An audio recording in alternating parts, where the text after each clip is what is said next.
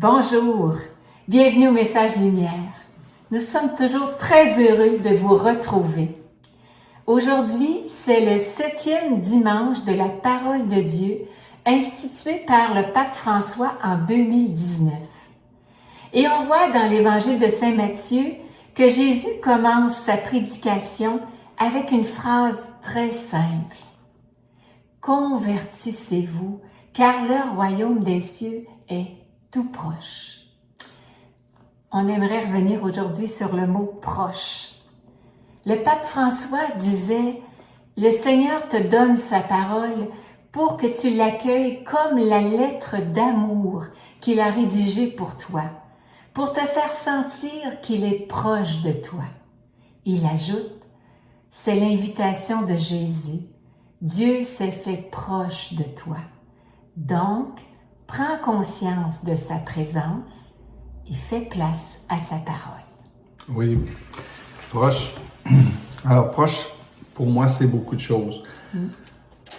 Premièrement, dans l'Évangile, moi, j'ai des mots-clés qui m'ont touché. Puis, c'est convertissez-vous, venez à ma suite. Le royaume des cieux est tout proche. Jésus proclamait l'Évangile du royaume, guérissait toute maladie et toute infirmité dans le peuple. Bon. Alors, comment Jésus, comment Dieu, comment l'Évangile est proche de moi? Ben, je vous partage des perles ce matin. Des perles, comment moi je le vis personnellement.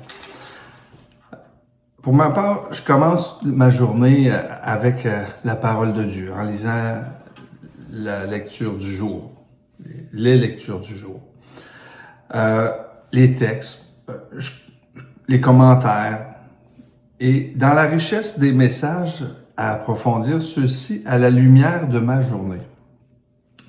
Je poursuis avec mon oraison personnelle en faisant silence en moi, en me mettant en sa présence. Je prends conscience et j'écoute ce qui se passe en moi. La parole, les souvenirs, les événements de la journée. Et je parle à Jésus et je lui explique ce que je vis dans les moments présents. Par la suite, j'écoute. Je reviens à la famille, on appelle les traditions d'intimité. Seigneur, qu'attends-tu de moi dans ce que je vis actuellement, dans cette situation? Ce que je t'ai parlé, ce que je t'ai présenté. Qu'est-ce que tu ferais, toi, Jésus, à ma place, avec ce que je vis? Que ce soit des situations difficiles, que ce soit des situations familiales, que ce soit des situations au niveau du travail. Qu'est-ce que tu veux améliorer en moi, Jésus, dans ces situations? Comment je peux faire la communion davantage avec les autres dans tous ces événements? Puis je me laisse convertir avec ce que j'entends en moi. Puis, quand j'entends dire « viens à ma suite », ben là, venez à ma suite, hein? C'est là que le Christ, à travers sa parole, transforme ma journée, transforme ma façon de percevoir cette journée-là. Puis la guérison, elle se manifeste progressivement. Quand il y a guérison, à y avoir. Par cet exercice de raison, je vis une conversion nouvelle chaque jour. Alors, il n'y a pas c'est avec la grâce de Dieu. J'avance sur la route de la conversion de mon cœur. Puis, je pense qu'on s'oublie un peu soi-même pour se tourner aussi davantage vers les autres, vers les situations qu'on vit, pour être comme lui il ferait dans sa vie. C'est ça en gros. Merci pour ce partage, Alain. Moi, je reviens encore au pape François qui disait « Faisons place en nous à la parole de Dieu », comme tu viens de le dire. Lisons chaque jour quelques versets de la Bible. Commençons par l'Évangile, dit-il. Tenons-le ouvert sur la table à la maison. Lisons-le sur le téléphone cellulaire. Laissons-le nous inspirer chaque jour.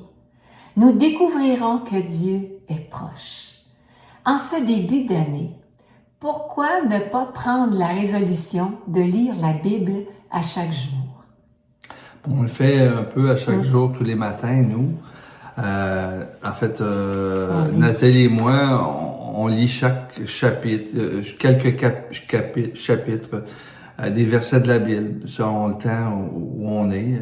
Et on a commencé l'Évangile avec Saint Marc, puis on est rendu maintenant à la fin de Matthieu. Saint Matthieu. Et bon, c'est un exercice qu'on se donne.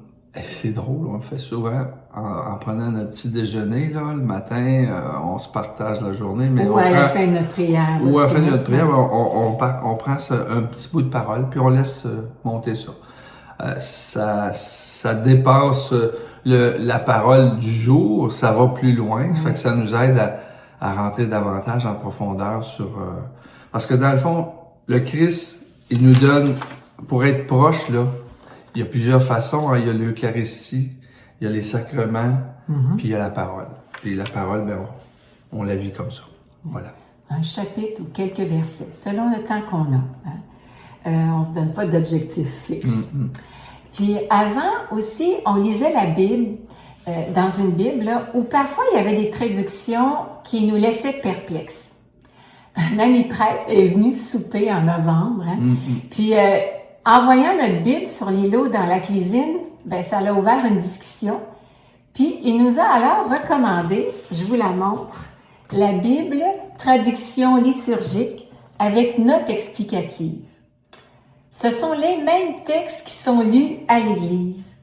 Je l'ai reçu à Noël et je suis tellement contente. C'est vraiment, vraiment très bien. Pour ceux qui n'auraient pas de Bible, là, je vous invite à vous la procurer. Un petit événement. Moi, souvent, je prends une autre Bible que j'ai et je vais lire en même temps que son texte. Puis là, je vois les distinctions, les différences. C'est intéressant. Ça l'aide à approfondir. Voilà. Puis, d'autre part, à la famille Myriam, on dit souvent « proclamer la parole et les signes accompagneront ». C'est tiré de Marc 16, 20. Depuis quelques semaines, Alain et moi, on confie au Seigneur plusieurs situations difficiles que nous vivons, petites ou grandes. Vous en vivez probablement vous aussi. Puis récemment, on a proclamé les versets 7 et 8 que j'aime beaucoup du 3e chapitre du livre de l'Exode, où il est écrit « Le Seigneur dit, j'ai vu, oui, j'ai vu la misère de mon peuple, et j'ai entendu ses cris. Oui, je connais ses souffrances. Je suis descendu pour le délivrer et le faire monter de ce pays vers un beau et vaste pays, vers un pays ruisselant de lait et de miel. » Ça nous fait beaucoup de bien, beaucoup de bien. Sa parole nous console et nous encourage. Oui, le Seigneur se fait proche de nous par sa parole. En conclusion, j'espère qu'on vous a donné le goût de lire la parole de Dieu. Là-dessus, bon dimanche de la parole de Dieu. À la prochaine.